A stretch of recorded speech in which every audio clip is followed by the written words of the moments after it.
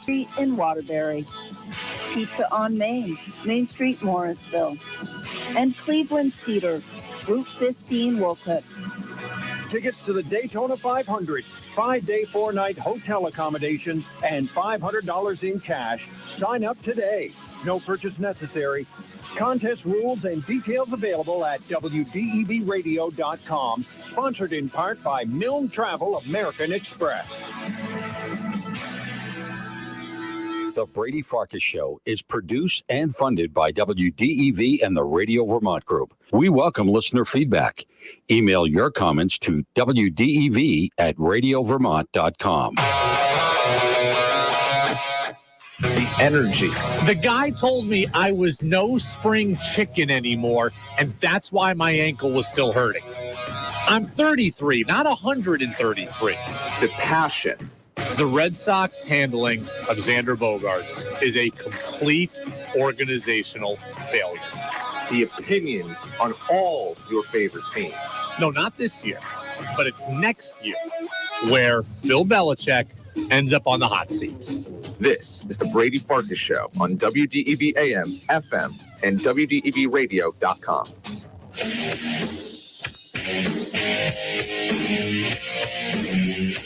What's up, everybody? Brady Farkas Show back at it here on a Thursday on WDEV AM and FM and WDEVradio.com. We go up until 6:45. Then it's high school hoops coverage here on the Friendly Pioneer. Girls basketball, Harwood at Montpelier. Our own Brent Curtis on the call, already courtside there. Hope all of you drive safe tonight home from various high school athletic events around the state or the UVM hoops game on the men's side. We know the snow is coming in, so do get where you're going safely. Buster Olney of ESPN will talk with us here at 5:45. Spring training is less than a month away. Let's go. Sox make another move late last night. We'll talk about that. And the Patriots are officially heading to Germany next season. I've already got a good idea of who they might be playing when they go overseas. You can get in on the Napa Morrisville, Napa Waterbury text line, 802-585-3026. That's your locally owned Napa stores in Waterbury and Morrisville. Everybody, let go. 5, 4, 3, 2, 1. And here we go. The opening thoughts on the Brady Farkas Show are brought to you by Sticks and Stuff and by Swanton Lumber. They are Vermont's most complete locally owned home center with locations in Enosburg, Derby, Middlesex, St. Albans, and at Swanton Lumber.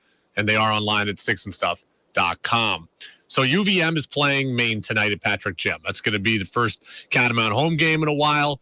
2-game losing streak. Catamounts are 2-2 inside league play. They're in desperate need of a win. You know that, and I know that, right? So, and Maine is 0-4. This should be a win.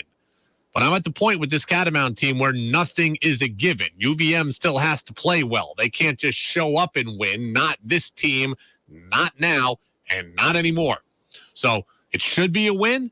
Catamounts need a win, but it's not a guaranteed win. But I think tonight for UVM, I don't think actually I know. With UVM tonight, I am looking for one thing. Right? We could talk about every aspect of the game, shooting, rebounding, defense, etc. Foul shot. We could talk about all that. Let's cut through everything. Tonight, when UVM plays Maine, I'm looking for one thing, and I'm looking for John Becker to impart one message tonight. And that is that Dylan Penn needs to take over. That's what I want to see. I want Dylan Penn to force the issue tonight. Now, I don't want him to take a million bad shots. Don't get it misconstrued. But I want Dylan Penn to be the focal point tonight. And John Becker needs to impart that message. That needs to be the game plan. Dylan Penn as the focal point. This Catamount team needs Dylan Penn.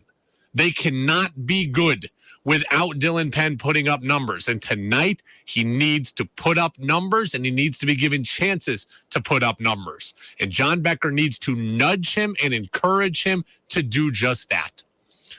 It's that simple, right? We will come in tomorrow, and we'll talk about the game, and we'll break down all the stats, etc. But at the end of the day, I'm looking for one thing. When we come in tomorrow, I want to know one thing. Did Dylan Penn take over? Because that's what this team needs. They lack offense. Dylan Penn is this team's most dynamic offensive player. Aaron Deloney is their best shooter. Aaron Deloney is their guy that can get the hottest. But Dylan Penn is their most dynamic player. He's their most dynamic scorer. He can finish at the rim. He can finish with both hands. He can play down low. He can slash. He can get to the foul line. All of that needs to be on display from this point forward, and it starts tonight. It's that simple. This game, to me, does not come down to rebounding margins. It doesn't come down to assist to turnovers. It doesn't come down to three-point shooting percentage. It comes down to can and did Dylan Penn take over? Because that's what this team needs. And that's what they need moving forward if they want to get where they want to go. If they're going to get where they want to go. Dylan Penn is averaging 11.5 points per game. Of course, that's not terrible. Anytime you're at Division I averaging in double figures, that's not terrible. But this team needs more. It needs him to start getting 18 to 20. This team, that's what it calls for. Last year's team wouldn't have. Last year's team had more scoring. It had more guys that could get a bucket. This year's team does not have that. They need Dylan Penn to push the issue. 11.5 is fine. This team doesn't need fine. This team needs great. And 18 to 20 would be great.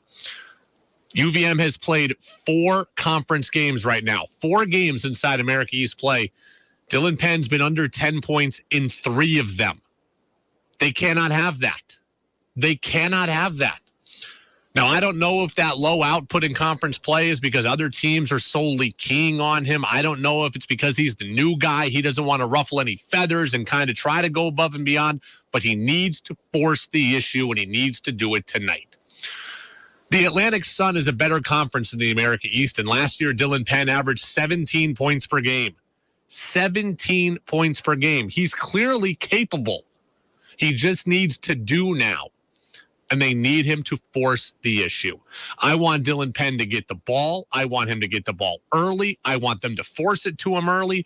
I want him to attack early. I want to see him at the line early. And I want to see him be a playmaker early. He's got it in him. We've seen spurts. We've seen non-conference games where he's done it.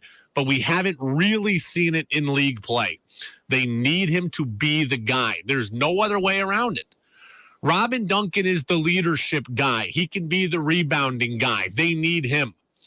Finn Sullivan can be the distributor guy. Matt Veretto could be the energy guy. And Aaron Deloney could be the I can get hot guy. But Dylan Penn needs to be the guy.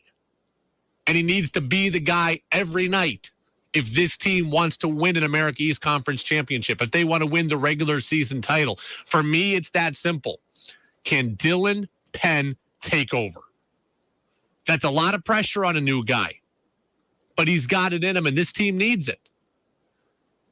If Deloney was getting 15 a game and Finn was getting 14 a game like I thought, and Hurley was healthy enough to go and get 7 or 8, and Fiorillo was here, maybe Penn wouldn't have that pressure. But those things aren't happening. The thing that can save UVM in league play is Dylan Penn. If you think I'm wrong, let me know, 802-585-3026. But I don't think that I am.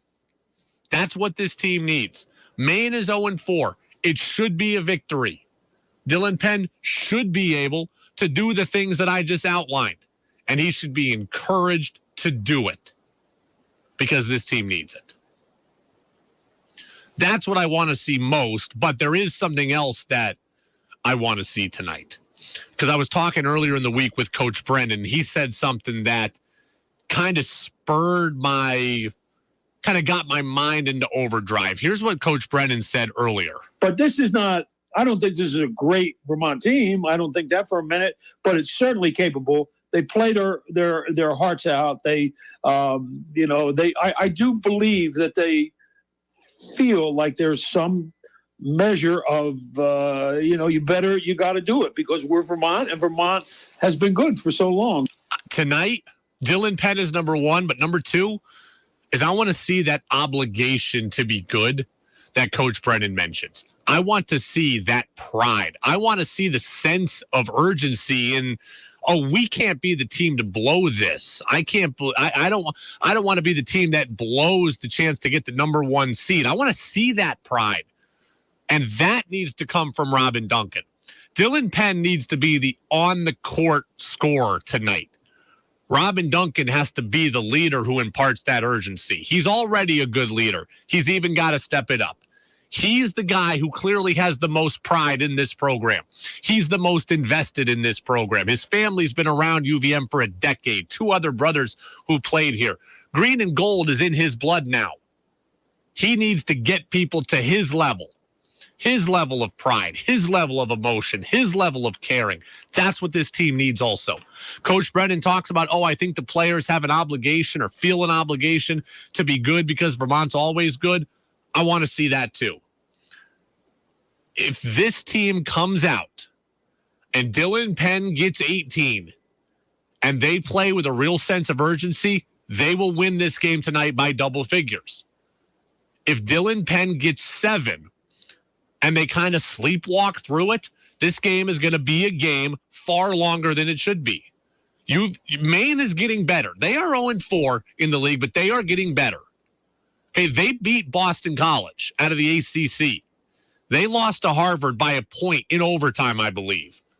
They only got beat by UMass Lowell by 2, I believe, who beat UVM by 15. So if you sleepwalk through things and Dylan Penn gets 6, 7, or 8, like he's been doing the last 3 games in league play, this game is going to be a game, and you're going to be walking out of there scratching your head saying, what did I just watch? I want to see the pride in that uniform. Text on the Napa-Morrisville, Napa-Waterbury text line, 802-585-3026. Nate in Westford. Brady, you mentioned Penn. What about Aaron Deloney? Aaron Deloney's an interesting case, too.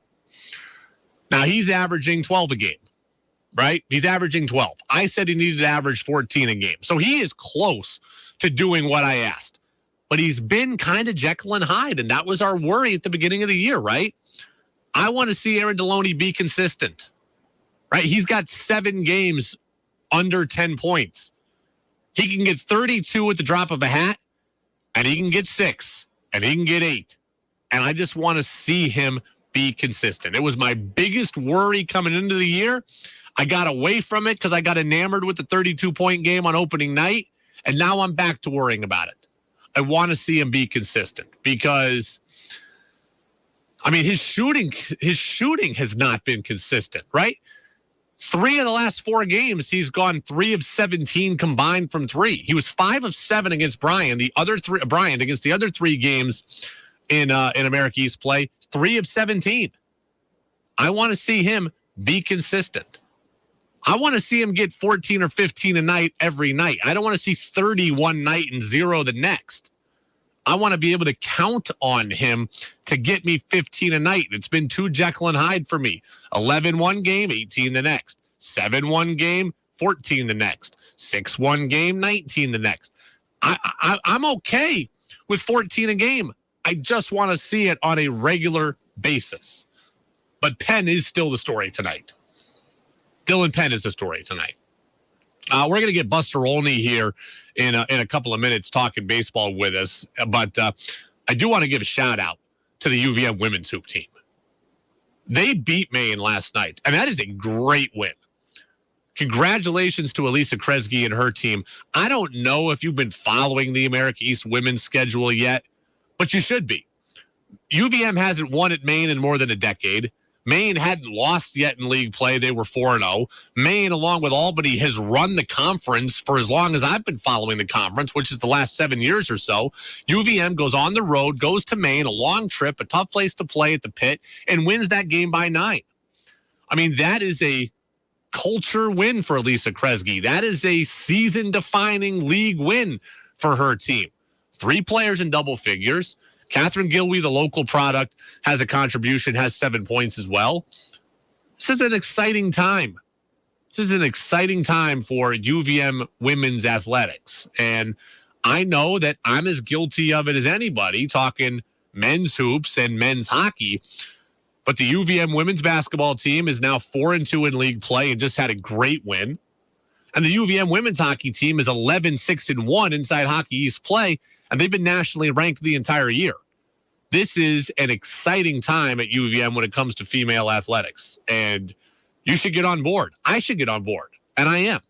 Elisa Kresge, UVM women's basketball coach, is going to join us tomorrow at 5:45, and we're going to talk with her about that win over Maine. So tomorrow we will break down the men's game that starts here in about 75 minutes at 7 o'clock at Patrick Gym. But we're also going to talk a little women's hoops for the first time this year in real depth with Elisa Kresge. So a great win. By the way, tomorrow, UVM women's hockey, it's the Pack the Gut Challenge. The bad weather should be out of here in plenty of time. 6 o'clock tonight at the Gut, or tomorrow night at the Gut, I should say. 6 o'clock tomorrow night at the Gut. They want to fill that barn, and it's a really good team in UVM. They're taking on Holy Cross. Again, the Catamounts are 16-8-1 overall, 11-6-1 in league play. They're looking to get a top 2 seed inside the Hockey East playoffs and have home games all the way throughout the semifinals. Jim Plumer and his team imploring you to come out and watch the Pack the Gut Challenge is tomorrow night. I spoke with Coach Plumer about it. That interview is on the Brady Farkas Show podcast channel. Right now, we got Buster Olney coming up. All the insight into everything going on in baseball. It's time for our weekly conversation with ESPN baseball insider and Vermont native, Buster Olney. I'm just about ready to bet the family farm in Vermont. On the Brady Farkas Show on WDEV AM, FM, and WDEVradio.com. All right, Buster is called in. We've got him queued up on hold here. Buster with us every single Thursday at this time on the Brady Farkas Show. And I got to say, I saw the graphic today. We are 70 days out exactly from opening day. And I believe we are 29 days away from pitchers and catchers reporting. So we are inside 1 month until pitchers and catchers. Buster, I'm starting to get the itch. I'm starting to get the spring training itch. Are you? Yes, and it does feel like that we need spring training, the lure of spring training, the hope of spring training on the horizon when we get into mid-January. And I know it's cold back there. I live in Montana now, and, we're talking about waking up and it's 10 degrees every morning. And, so the idea of having some sunshine in Florida, that sounds great. That absolutely sounds great. There's actually been a lot of stuff with the Red Sox this week. I want to get to that momentarily, but I actually want to start on the World Baseball Classic. And just in that, I saw most of the preliminary rosters yesterday for a lot of the countries that project to be really good. These are loaded rosters at the World Baseball Classic. The U.S. team's loaded. The Dominican team is loaded. Puerto Rico is loaded. It just seems like, is there more interest in playing this year among major leaguers, among marquee major leaguers than there's been in the past? Because this seems like the best overall field I can remember. I would agree with you 100%. And when you see the loaded rosters, it reflects the interest that players increasingly have in this event. And I got to tell you, when they started it at the outset, I thought it was one of those ideas that was going to go away within a few years, because I know how much teams privately can't stand it. The general managers and the managers, I think, would prefer to have the players in their camps, players who they're paying. But I think in the end, it's becoming standard operating procedure for players to participate, and I think it'll be a great celebration of baseball. Look, if you ask the question, which game is going to have more interest? A sleepy spring training game in early March, or a WBC matchup between, say, Puerto Rico and Dominican Republic, and you know how loaded those lineups are. I think we can safely agree that it would be the latter. So the WBC, I think, is doing exactly what Major League Baseball hoped that it would do. Yeah, and Japan looks loaded as well. Otani's going to play for them. Venezuela looks really good. So, yeah, there could be, 6-7 teams with completely loaded rosters. Buster, you wrote a big story last week that we've kind of talked about, the idea of the automatic strike zone, and we're getting closer to that. The automatic strike zone is going to be around in all AAA stadiums this year. It's getting closer and closer to the majors. Yeah, and the way that it's going to be used in AAA, it's not just a pure robo-umpire calling all balls and strikes. They're actually going to split the game 50-50 with two different systems. One is the robo umpire with the all balls and strikes being determined by that system. But the other is, I think, the system that's going to be used in Major League Baseball sometime in the near future. And that is a talent system. They had that in the Florida State League last year. It had a lot of supporters. Folks really liked it. They liked the strategy that going into every game, the pitcher, each team had 3 potential challenges of a ball strike call made by a human umpire. And then, like in tennis, they use the electronics to back that up. And so some strategy comes into it. And on top of that, I think a lot of folks in baseball really, like the idea of retaining the catching position, protecting the catching position, because if you go to a pure robo umpire, then what you're going to have is a complete change in that spot. And so all these great nuances at that position that have been developed through the years by the Molina brothers, by Carlton Fisk, by others, those would all go away. And so I think that's the system that ultimately gets first used in MLB. Buster Olney, ESPN MLB Insider, with us here on the Brady Farkas Show on WDEV, AM and FM, WDEVradio.com.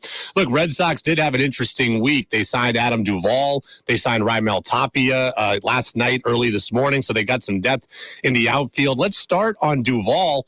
I like this move. I mean, I don't think the Red Sox are winning the World Series because of it, but it's a guy who hit 38 home runs and won a Gold Glove in 2021. Seems like he can lock down center field and put Kike Hernandez in the infield, and the Sox are overall better up the middle. What's your read on that move?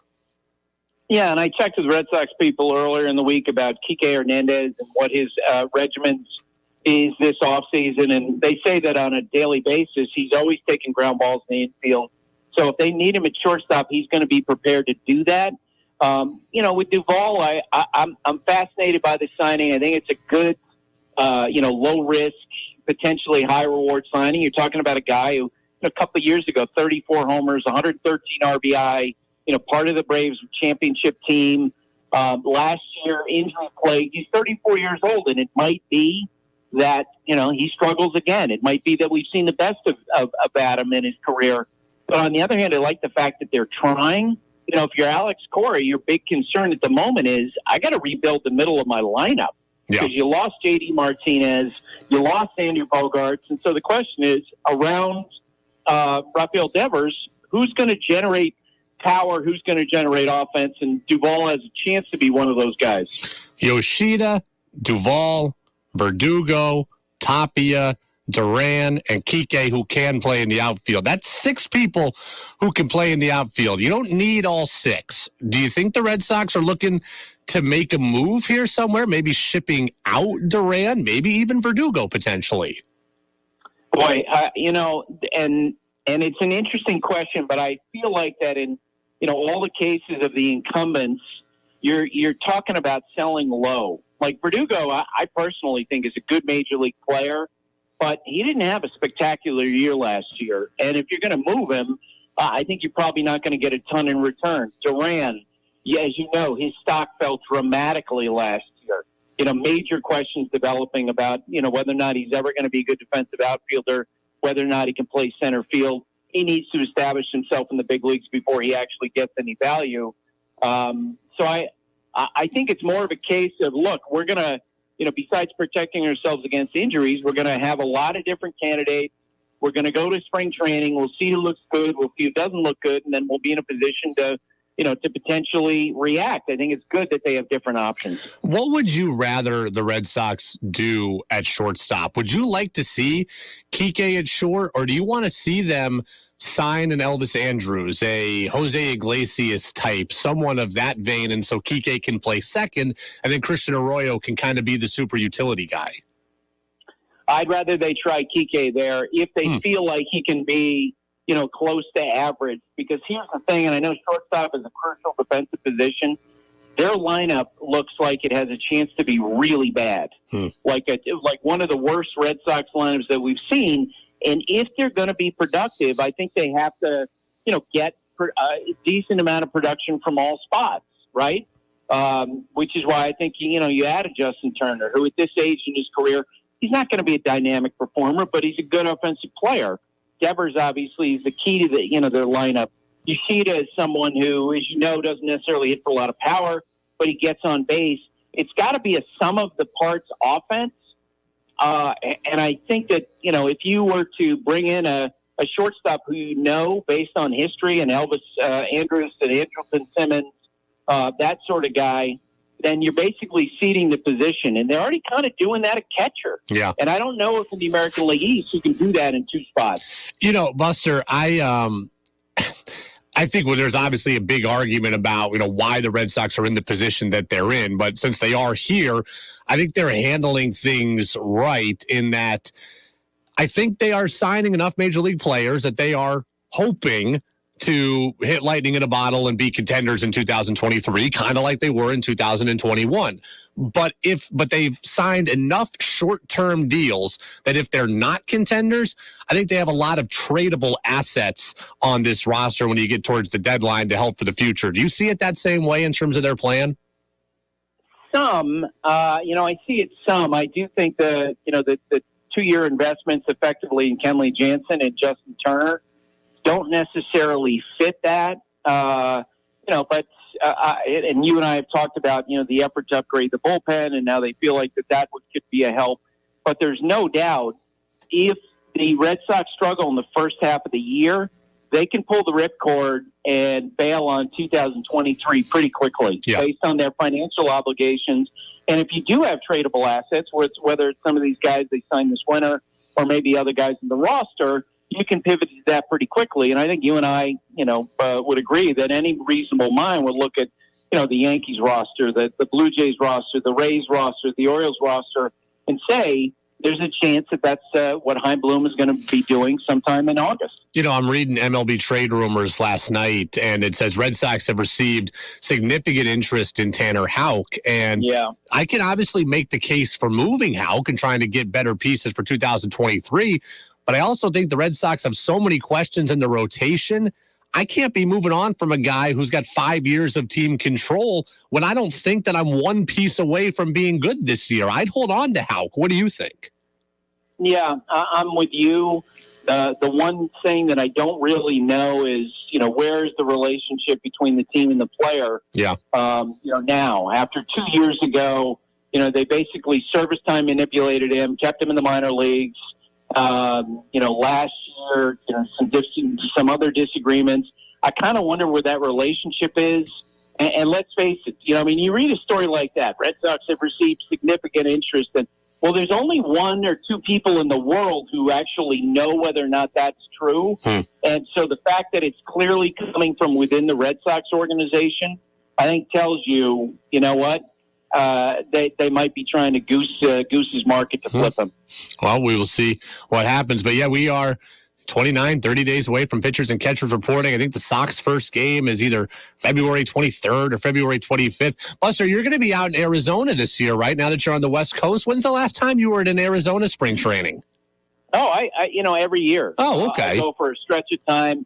I don't go and just stay for 7 weeks. I'll probably come and go about, 3-4 times. We've got some exhibition games we're going to have on television early. I got to get prepared for those. Then I'll be in Florida in mid-March and go and see teams. We get closer to the start of the season. And then probably finish up spring training in Arizona, to get ready for, our first games. Well, you can just plop yourself in Peoria and watch the Mariners and report back to me. I know that is a team of great hope, that's for sure. It's a great hope sitting in this room, that's for sure. Buster Olney, ESPN MLB Insider. Buster, we appreciate you, and we'll talk next week. Okay, Brady. Thank you. Absolutely. Thank you. Buster Olney, simply the best. Every single Thursday with us beginning at 5:45 on DEV. We do have Buster Olney with us talking baseball. Spring training now less than a month away. I really am getting the itch. Like, we got snow tonight. It's good. We got snow coming up on Sunday, it sounds like. I mean, look, I'm fine. I like winter, and we haven't really had winter this year. So I'm excited to get some snow tonight, too. But I'm starting to get the baseball itch. And I know the Red Sox don't profile to be great, but I'm excited for them to get to Fort Myers, for us to talk about what's going on, to see what new guys might open some eyes, to see how the guys do in the World Baseball Classic. So I'm getting ready for it. And I hope that you are too, because, again, we're going to be talking pitchers and catchers in 29 days or so. And hard to believe because it feels like just yesterday I'm watching Astros-Phillies World Series. It feels like just yesterday. But here we are. We're ready to flip the calendar and ready to start doing it again, and hope springs eternal. And even for the Red Sox, hope springs eternal. A few things Buster said really stuck out to me. So we're going to get the CBS News update, and then our staff's going to cut up the interview as fast as they possibly can. And I'm going to tell you 3 things from Buster's interview that really stuck out to me.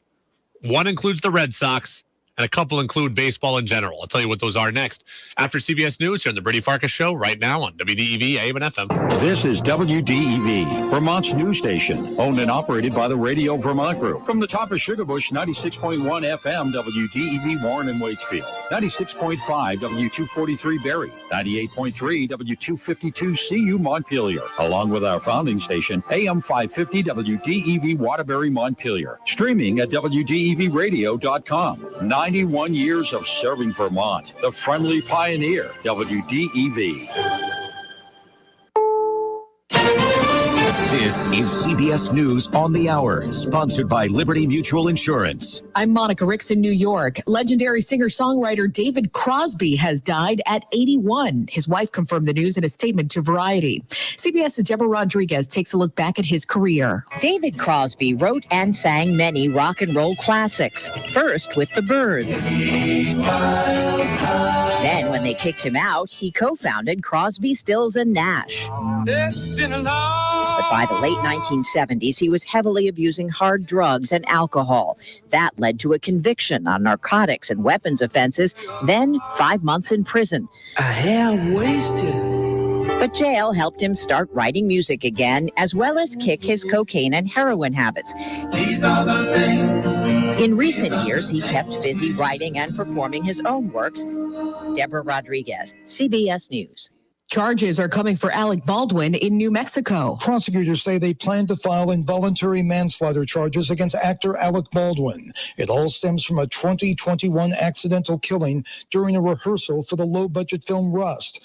Baldwin was holding a gun when it went off. Law professor Jessica Levinson says no one suggests the shooting was intentional. We're talking about a potentially lawful act that you engage in, but you were criminally negligent. That's CBS's Steve Futterman reporting. The Supreme Court still can't figure out who leaked its draft opinion overturning Roe v. Wade. CBS's Jan Crawford has the latest. They looked at the IT systems and whether or not they could tell if someone had downloaded the copy to like a hard drive or something and taken it home, or printer logs that could show that someone had printed it out, perhaps taken it home. And that also revealed nothing. A major showdown is set in Washington over America's finances. CBS's Nicole D'Antonio's on Capitol Hill. Secretary Janet Yellen sent Congress a letter explaining some of the extraordinary measures the department is taking to prevent the U.S. from defaulting on debt, including shifting money between accounts and putting a temporary hold on some federal employee retirement payments and health funds for retired postal workers. President Biden is touring severe storm damage in California today. He's been meeting with people affected by the storms, as well as first responders and leaders in several counties. The State Department says Russia is investigating a U.S. citizen for possible espionage. Spokesman Vedant Patel. We are aware of these unconfirmed reports of an investigation regarding a U.S. citizen in Russia. We're looking into this matter and we'll continue to monitor.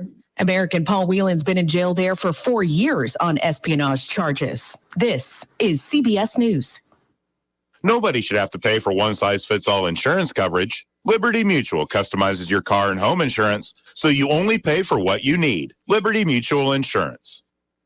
I'll second guest dinners with friends because they can be interrupted by diarrhea, gas, bloating, stomach pain, or oily stools. It turns out I have EPI, or exocrine pancreatic insufficiency, which means I'm missing the enzymes needed to digest food. My doctor prescribed Creon, pancrelipase, an oral prescription medication that replaces pancreatic digestive enzymes. Creon treats EPI due to cystic fibrosis, chronic pancreatitis, pancreatectomy, or other conditions. Creon may increase your chance of fibrosing colonopathy, a rare bowel disorder. Tell your doctor if you have a history of intestinal blockage or scarring or thickening weakening of your bowel wall. If you're allergic to pork or if you have gout, kidney problems, or worsening of painful swollen joints, call your doctor if you have any unusual or severe gastrointestinal symptoms or allergic reactions. Take Creon as directed by your doctor and always with food. Do not chew capsules as this may cause mouth irritation. Other side effects may include blood sugar changes, gas, dizziness, sore throat, and cough. These are not all the side effects of Creon. Creon is the #1 prescribed EPI treatment. Ask your doctor about Creon for EPI and visit creoninfo.com or call 800-633-9110 to learn more. That's CREONinfo.com.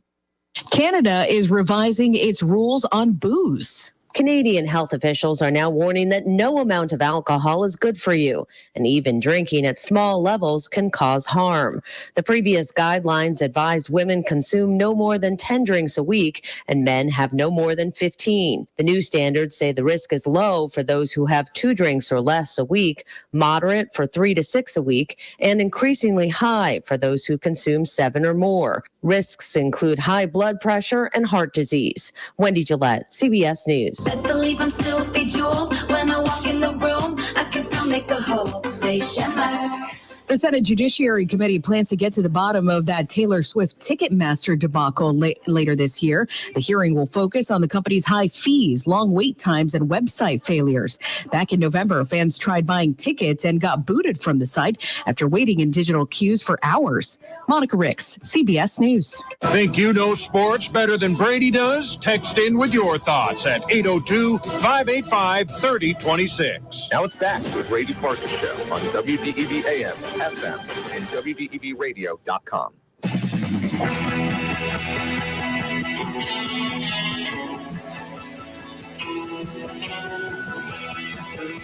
Back in Brady Farkas Show right here on WDEV AM and FM, WDEVradio.com. Thanks to Buster Olney, our ESPN MLB insider, for being with us as he is every single Thursday at 5:45. Reminder, we go up until 6:40 today because at 6:45 we've got girls high school basketball coverage between Harwood and Montpelier. Reminder also, by the way, when the full show is over, you can download our full show podcast. You can do that every day and get all of our exclusive interviews. Just search for the Brady Farkas Show on Apple Podcasts, Spotify, and at WDEVradio.com. All right, I want to recap our Buster Olney interview here. A couple of things really stood out to me. We were able to cut out the audio in the commercial break. The Red Sox cannot trade Tanner Houck. Right there, definitively, I am telling you, the Red Sox cannot trade Tanner Houck. Earlier in the offseason, I would have been in favor of doing this. But now, this team cannot afford it. I don't know exactly what Houck is for this team this year, next year, the year after, but I know that he needs to stay with the Boston Red Sox. The Red Sox are far away from contention, right? I think we all admit that. The Red Sox don't look like they're going to be very good. They don't profile to be real high up in the American League standings. Buster Olney says they're going to have one of their worst lineups in a long time. So my question is this. If you truly are that far away from contention, then why would you trade a long-term asset for a short-term upgrade? Right? Like, if you're not one piece away, why are you trading a guy who has a future for a guy who probably doesn't? I mean, earlier in the offseason, when I was laying out my plan for the Red Sox, I was trying to go for it this year. I was trying to go for it all this year. And under that scenario, Tanner Houck would have been expendable. But with where the Red Sox are now, he's not expendable. I need him for the future because the future looks brighter. Right? Earlier in the offseason, I was like, sign Carlos Rodon, sign Justin Verlander, go after this guy, go after that guy. And if you're looking, like last year, the Mets traded for Chris Bassett, right? Chris Bassett had 1 year left on his deal.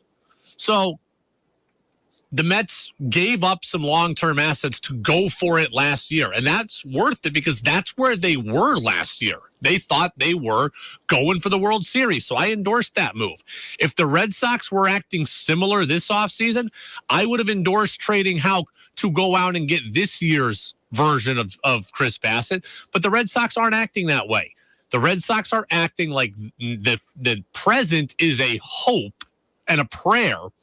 And the future is where we're really putting all of our eggs in that basket. So if the future is where the eggs are going, Tanner Houck can be part of the future. He has 5 years left of team control. Why am I trading a guy with a 5-year contract for a guy with a 1-year contract when that guy I get likely doesn't help me make any difference in the standings this year? It's just not worth it. The 5 years Tanner Houck is now more valuable is now more valuable to me than the 1 year that I'm going to get from somebody I trade for. It's just that simple. Long term is what matters for the Red Sox. Tanner Houck will be here in the long term. Done. And by the way, he helps in the short term as well. He's insurance for all my rotation question marks. If Chris Sale gets hurt, Tanner Houck steps in. If Brian Bayo isn't good and isn't ready, Tanner Houck steps in. If Garrett Whitlock gets hurt again, Tanner Houck steps in. If James Paxton can't pitch, Tanner Houck steps in. So Tanner Houck is helpful to me in 2023. If not in the rotation, then in the bullpen. So he's helpful to me this year, but he's valuable to me in the future. Trading for this year's Chris Bassett doesn't do me any good. The Red Sox are not good enough to do that move. If they had operated like I wanted them to, then they would have been. Now, Buster thinks that the Red Sox might be trying to trade Houck. And let's face it, you read a story like that. Red Sox have received significant interest in. Well, there's only 1 or 2 people in the world who actually know whether or not that's true. And so the fact that it's clearly coming from within the Red Sox organization, I think tells you, what? They might be trying to Goose's market to flip him. Yeah, I mean, look, Buster's probably right about that, right? The team puts out a story in hopes of drumming up interest so they can get somebody to massively overpay. Maybe the Red Sox would trade Houck if they got a massive overpay, right? If they got a team's top prospect who had 6 years of team control, well, then I might feel differently. But what I'm not in favor of is trading him for a short-term asset this year. I think the Red Sox need to keep Tanner Houck. Unless you're getting a top prospect who has a full boat of 6 years, then Houck is more valuable to me than as a trade piece. Moving on with Buster Olney. I like what Buster said about the idea of the strike zone challenge system. Look, I've fought this battle for a while. I am in favor of human umpires. I am in favor of the human element. I don't want a robot calling balls and strikes. I don't. I like the human element of sports. And I know that humans aren't perfect. And I know there are bad calls. And I know we get mad at bad calls. I get it. I like what Buster said as an alternative. Not a robot strike zone, but a challenge system. And that is a challenge system. They had that in the Florida State League last year. It had a lot of supporters. Folks really liked it. They liked the strategy that going into every game, the pitcher, each team had 3 potential challenges of a ball strike call made by a human umpire. And then like in tennis, they use the electronics to back that up. And so some strategy comes into it. That seems like a perfect compromise, right? And that's what from this point forward, that is what I will endorse. The machines are coming to the strike zone. This seems like a way to mitigate it to a degree or to make it not full-fledged. You don't want all human umpires where the guys can you don't want Angel Martinez missing a bunch of calls a game. Fine. I don't want an entirely robot strike zone. In the middle, we put it. The tennis system is perfect. I don't know if you're watching tennis right now. The tennis system is perfect. The players get a certain number of challenges. They play. There's a human line judge sitting up above, calls the ball in or out. And if the player disagrees, they point up. The thing happens quickly. The ball goes on the screen. You see it. The whole crowd goes, oh, and then it shows you where the ball landed. And now on we play. The whole thing takes about 15 seconds. It's not the NFL where there's a 3-5 minute delay. So this is what I will endorse moving forward. It is the perfect compromise. It doesn't take out the human element. It doesn't, it does allow the calls to be right more often, and the challenges that you have a determined number of them. It's not, you can't do it on every pitch, and the challenge system doesn't take long. So that to me is perfect. There is strategy of when to deploy your challenges and when to save it. Do you want to do it at the first? Do you want to give them, not use one till the 6th? Do you want to save them all for the 9th? I think that's important. And I think that Buster's right also in saying that it's important to keep the nuances of the catcher position, right? I mean, the catcher position is important defensively.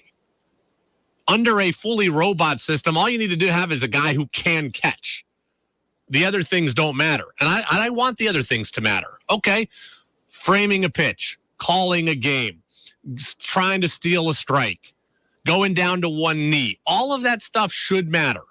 And under the challenge system, it will. So from this point forward, that is what I am going to endorse. 802-585-3026. And finally, my last takeaway from Buster, the kind of last overarching part that stuck with me is the World Baseball Classic is going to be a great showcase for baseball.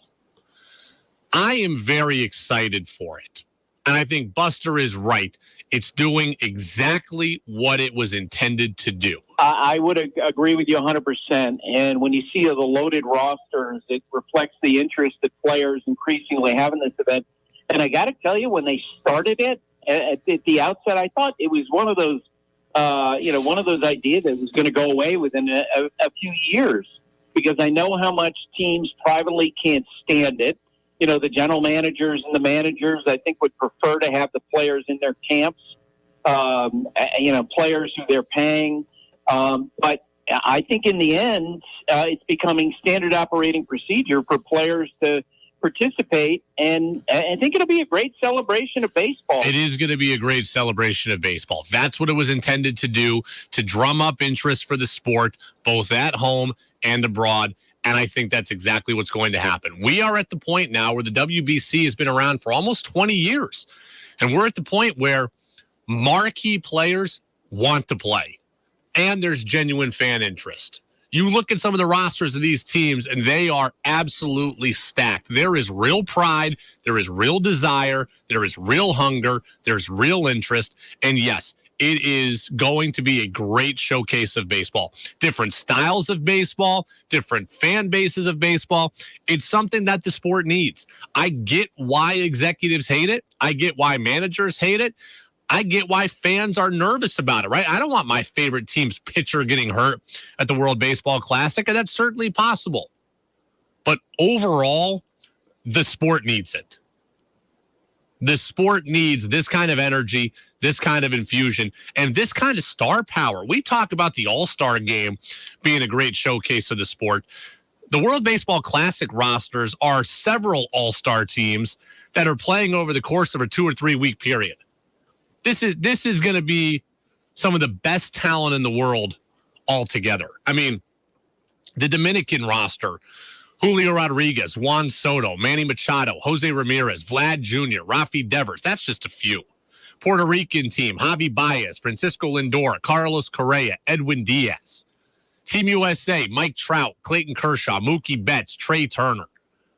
Japan has Ohtani playing. The field is incredible. It is going to be a great showcase for baseball. Almost 20 years in, it's hard to believe, man. I remember back in 2006 sitting in the office of my JV baseball team, or my JV baseball coach, watching the first World Baseball Classic. I remember that. That was 20 years ago. I was like 15 years old. 2006. Okay, 17 years ago. And now we're at the point where the fans are interested. There's some real buzz about it. It's being covered in the media. There are people dedicated to the World Baseball Classic, and the top players want to play.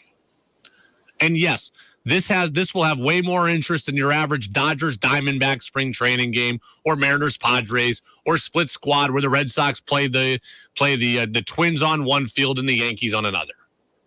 This is going to be good for baseball, and it starts on, I think, March 8th. So if you're I'm curious in other people's interest in this, because as I think about the event, I'm going to watch it. I'm trying to figure out how much we're going to talk about it here on DEV. Like, are you interested in the World Baseball Classic? We have some time to make decisions on what we talk about on this show, but I just want to know if you're as interested in it as I am, because it's your show as much as it is mine. Brady Farkas Show here on WDEV, AM and FM, and WDEVradio.com.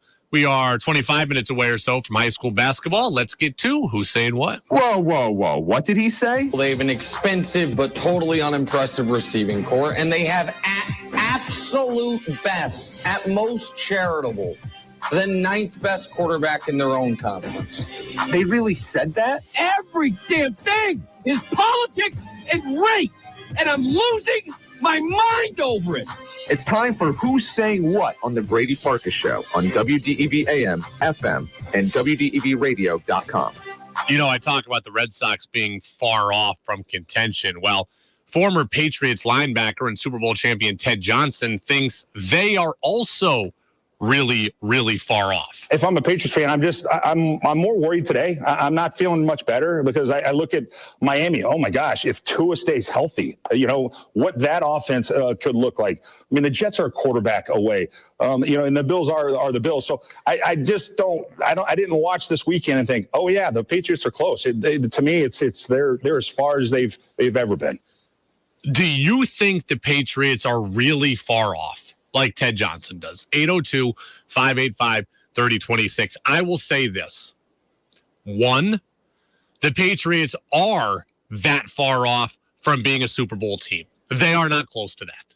But 2, they are not far off from being a consistent playoff team and a team that can win playoff games. Right? They can easily, I think, get to that second tier. They're not in the first tier. They're far away from the first tier. But that second tier of teams that can get to the playoffs, that can be consistently interesting in the playoffs, they're not that far away from that.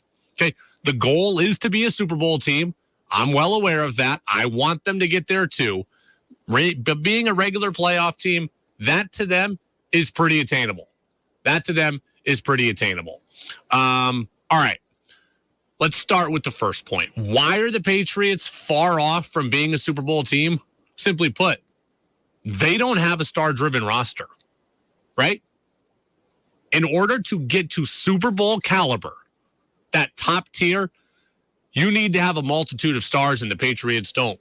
You look around the teams that are left. There's 8 teams left in the NFL playoffs. For the most part, they are star-driven rosters. Jacksonville is not, and the Giants are not. But beyond that, the other teams are, particularly at quarterback. Right? Those other 6 teams that aren't Jacksonville and the Giants, those rosters are fortified up and down with stars. The Patriots, they aren't even close to that. Kansas City has a star quarterback, a star tight end, and a star head coach in Andy Reid. Patriots don't have that. They have a star head coach, but they don't have the star quarterback. They don't have Travis Kelce. The Bengals have a star quarterback. They have 2 top wide receivers. They have a very good running back. They have a star on defense in Jesse Bates. They have Sam Hubbard. They are loaded with stars. The Bills have a star quarterback, a star wide receiver, a great defensive back, a star safety in Jordan Poyer. If Micah Hyde was playing, they'd have him too. The Bills are star-driven. The Eagles have a star wide receiver in A.J. Brown, an emerging star in Jalen Hurts, multiple very good to star investments in defensive players. Dallas, Dak, we can debate whether he's a star, but it's no debate that Micah Parsons is a star and CeeDee Lamb is a star and Trevon Diggs is a playmaker. He may not be a great corner, but he is a playmaker who makes star-type plays. And the 49ers have stars everywhere. Okay, you talk about getting in that top group. The Patriots are not close to that. They have 1 star, and that's Matthew Judon. They don't have a star at quarterback. They don't have a star at receiver. They don't have a star back. They don't have a star DB. They don't have anything star-like other than Matthew Judon. The Super Bowl favorites, Cincy, KC, Buffalo, and the 49ers, they're loaded with stars. Patriots are not in that group. But the Patriots are not far off from being a regular playoff contender. They are not far from that. The NFL, come on, is built to be a turnaround quickly league. the schedule is designed for teams to flip from worst to first in a year, you're always just a few moves away from being a playoff team in the NFL. You're multiple moves away from being a Super Bowl team, but in terms of being playoff relevant, you are always just a few moves away, and the same is true for the Patriots, right? Jacksonville got natural development from Trevor Lawrence. They made a move to get a good head coach, a couple of free agent signings, a wide receiver like Christian Kirk. Boom, playoff team, right? Relevant. They won a playoff game.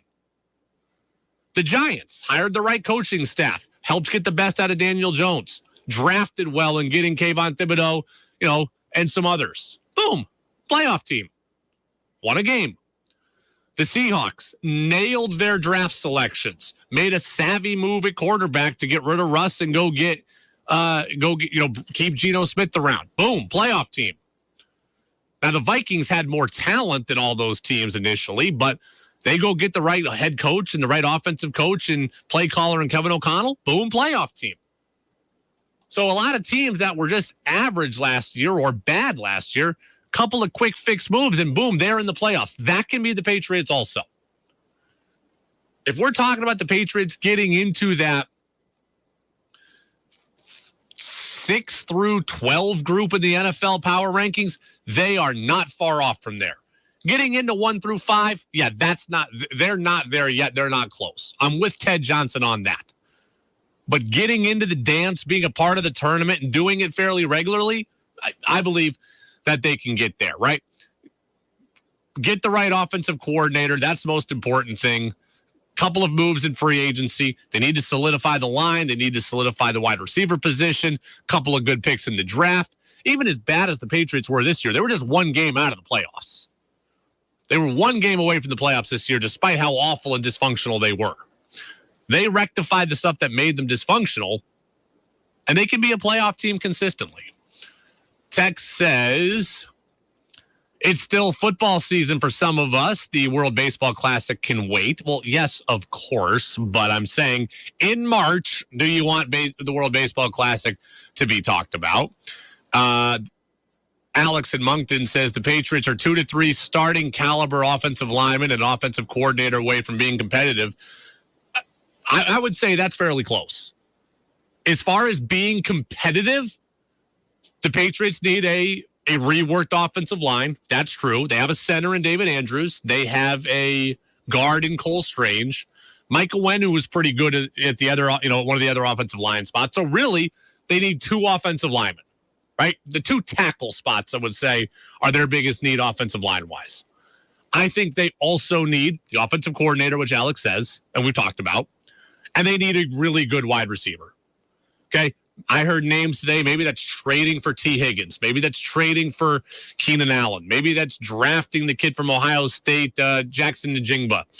So maybe it's that. But I think they need a star wide receiver. And then they need help other places, right? Linebacker, defensive back, pass rusher, like most teams do. But as far as being competitive, Patriots are just a handful of moves away. Getting to the Super Bowl level, that's going to take a lot, especially when they're as limited at quarterback as I believe they are. And I believe Mac Jones is limited. 802-585-3026. Napa Morrisville. Napa Waterbury text line is open. On the Patriots, we know officially they are going to Germany next season for a regular season game. We don't know who they're playing yet, but process of elimination, I've got a fairly good idea of who it might be. I'll tell you that next here on the Brady Farkas Show on DEV.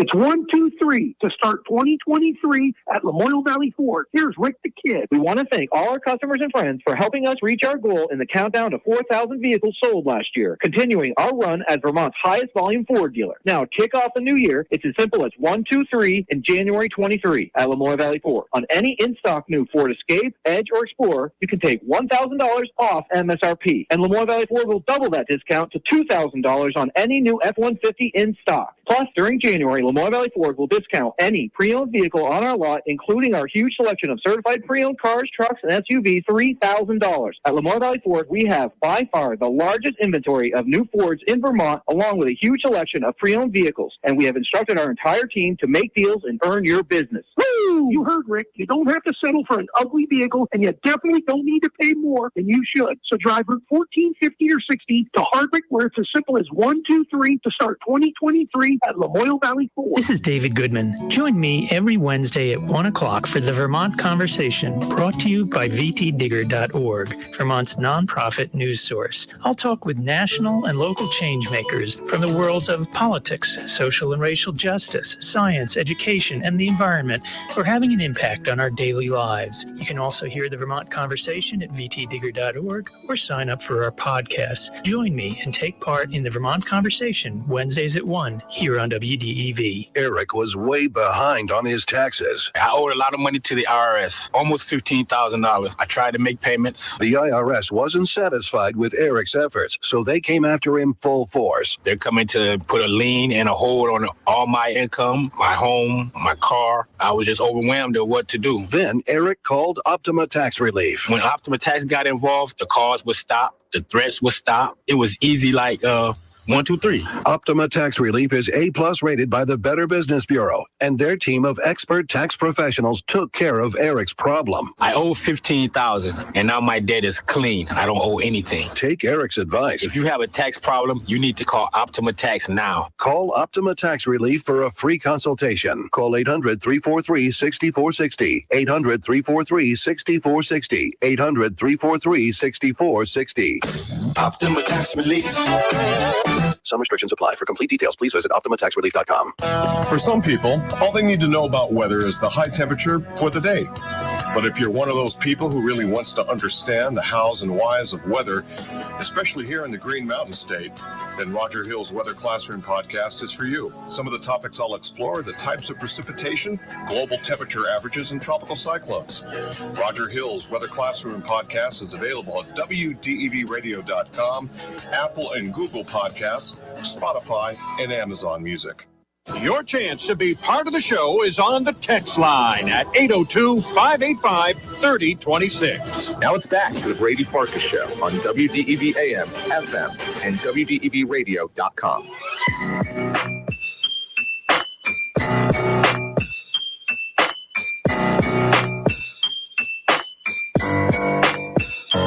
Welcome back in. Brady Farkas Show right here on WDEV, AM and FM, and WDEVradio.com. We'll get you out to high school basketball in just a few minutes here, as it is girls hoops tonight between Harwood and Montpelier. Brent Curtis already sitting courtside, and the JV game is coming to a conclusion. You can get in on the Napa Morrisville, Napa Waterbury text line at 802-585-3026 at your locally owned Napa stores in Waterbury and Morrisville. So we had speculated on it. It was pretty clear it was going to happen, but today it officially got announced that the Patriots are going to play a regular season game in Germany next year.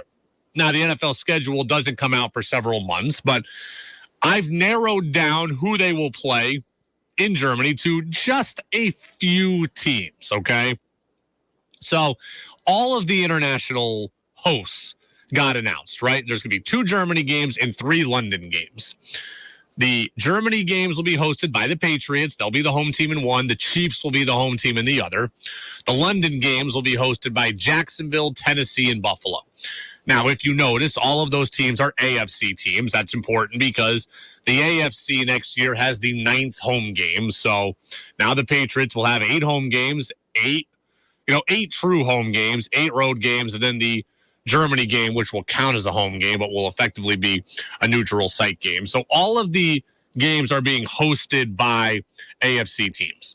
So let's start narrowing down, process of elimination, who the Patriots will be playing in their Germany game. And all it takes is a little detective work. So we know it won't be Buffalo. One, they're in the division. The NFL is not going to put divisional games overseas, but Buffalo's playing a London game, so they're not going to go over twice. So it definitely won't be Buffalo. So of 9 home opponents, now we're already instantly down to 8 other choices. It won't be Miami, and it won't be the Jets because it won't be a divisional game. So now we're down 3 possibilities. So now we're down to 6 possible teams. The Patriots play the Chiefs at home.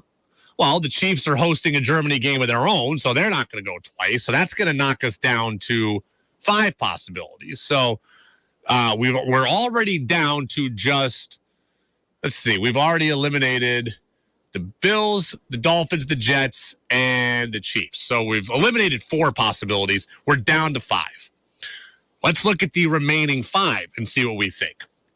The Patriots play the Eagles and Washington at home this year. I don't think the NFL would do that. It's my guess the NFL would want those games in Foxborough.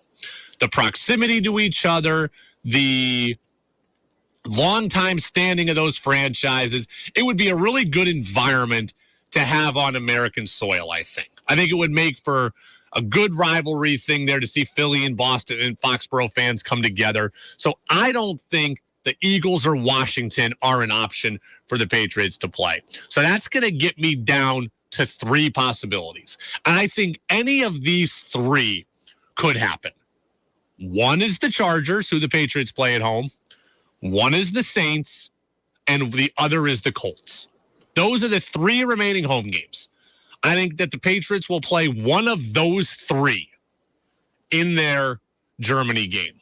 Now, I don't want it to be the Chargers. I think the NFL might do it, though. Okay? You look at it. This year when the NFL sent teams to Germany, they sent Seattle and Tampa. Seattle and Tampa are about as far away from each other as you can get. I think Seattle had like a 7-hour longer flight than Tampa. For competitive purposes, I didn't really think that was fair. The same thing would be at play if it was the Chargers and the Patriots. Hopefully the NFL has learned from their mistake. And I don't think the NFL cares much about competitive integrity. You look at the way they do other things on their schedule. So they may send the Chargers, but I hope they don't. As much as I want the Patriots to win, I don't think it would be fair to have one team go all the way from Los Angeles and the other team come from almost the Atlantic Ocean. The Chargers would have a 6 or 7 hour long, much longer flight than the Patriots. That doesn't seem right to me. So it could be the Chargers. It would, you send Justin Herbert over there, good looking guy, young guy, one of the young faces of the league. Chargers are fun. That could happen. I don't think that it should, but it could. So now I'm kind of thinking it should be the Colts or the Saints. And frankly, I think it should be the Saints. It's a cross-conference matchup. It doesn't matter as much when you talk about things like playoff tiebreakers, etc., record against the AFC. I think the Saints make the most sense. But I do think it will be one of the Chargers, the Saints, or the Colts. 802-585-3026. Texter says, could they play Dallas over there? No, they can't because they're playing Dallas on the road. So that's why. Alex in Moncton says, Mac Jones is limited by the offensive line and poor play calling, just like Daniel Jones was. It's amazing that when Jones got competent line play and a good play caller, he started to show his skill set. Mac Jones showed last year he had ability, and it was stifled by Patricia and Judge. I agree with a lot of that. And I don't know if the texter was listening on Monday, and it's fine if you weren't, but I said the Giants should be a great deal of optimism for the Patriots, right? Daniel Jones was left for dead in his career. The Giants didn't even pick up his 5th-year option. He gets Brian Dable. He gets a competent play caller. And, yeah, the Giants took off and Daniel Jones took off. And the Giants don't have great weapons. They have Saquon, but they don't have anything to write home about on the outside. They don't have a special tight end to write home about. So, really, the only difference was the coaching. So, as a Patriot fan, you should feel good that if you just fix the coaching, you can do some pretty special things in the NFL. That is a realistic possibility. The Patriots could be next year's Giants just by virtue of finding a good coach.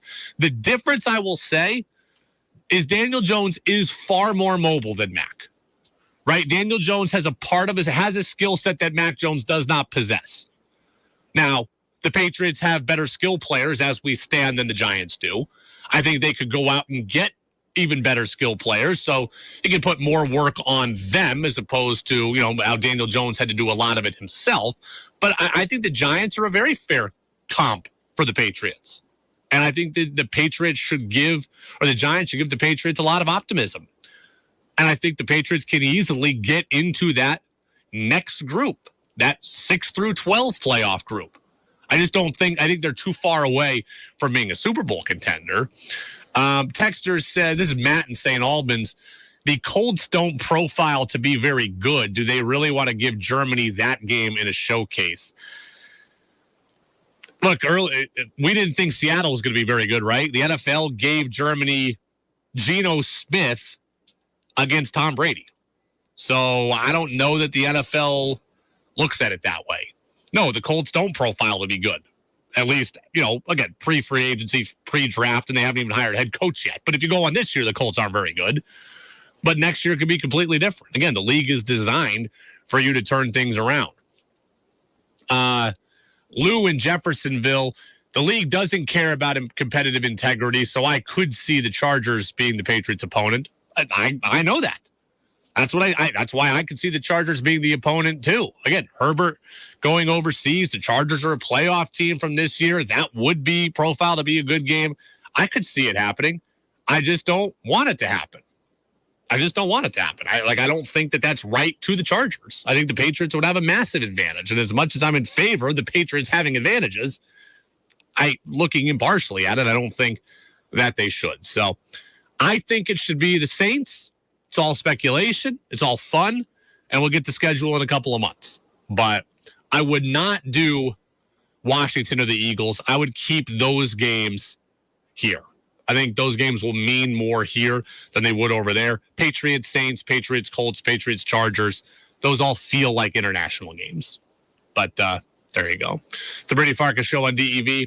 Real quick, as we end the show today, reminder, the full interview with Buster Olney available on our podcast channel. The full show will be also available on our podcast channel. Celtics Warriors tonight. I'm looking forward to that matchup. It's a finals rematch. Celtics were killed by Golden State when they played them in Golden State. Jaylen Brown still listed as questionable tonight, as we are now 50 minutes away from game time. So, don't know if he'll play. I just want to see the Celtics mentally be right in this game. They looked out of it against the Warriors when they played in Golden State. Like they were trying to avenge all 4 finals losses in one game.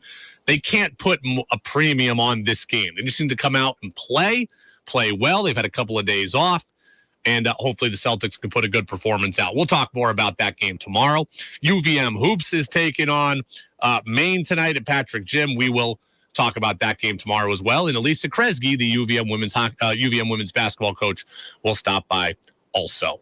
That's it for us here on the Brady Farkas Show. High school basketball is coming up next. It's girls high school hoops from Montpelier, the home of the Solons, as they take on Harwood, and our own Brent Curtis is on the call, standing by courtside. We'll get you out there after these words here on the Friendly Pioneer, WDEV, AM and FM. I'll see you tomorrow, everybody. Drive safe, by the way. Do drive safe. We know the snow's coming in. Wherever you're going, get there safely. Now I'll see you tomorrow. Winter's here, which means cold temperatures and sometimes